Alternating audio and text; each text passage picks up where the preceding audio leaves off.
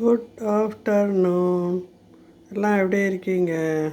சாப்பிட வாங்க. இன்றைக்கி எங்கள் வீட்டில் தக்காளி சட்னி, ரசம், சாதம், முட்டை. காலைக்கு புட்டு, இந்த அவல் புட்டு செய்தேன். தேங்காய் போட வேணாம் அப்படின்ட்டு அவல் புட்டு செய்தேன். சாப்பிட வாங்க.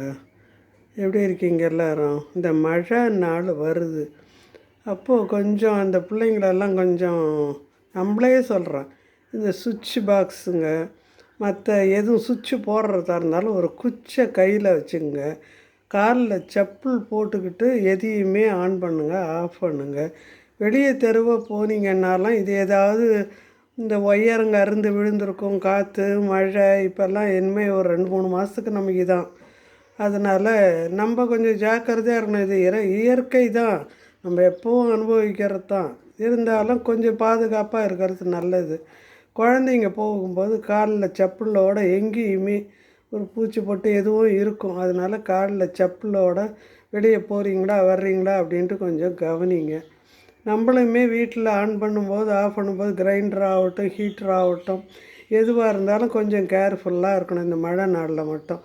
மீதி நாள்லாம் கூட அவ்வளோ ஒன்றும் இல்லை. சில நேரத்தில் நம்மளுக்கே அடிக்கிற ஒரு மாதிரி இருக்கும்.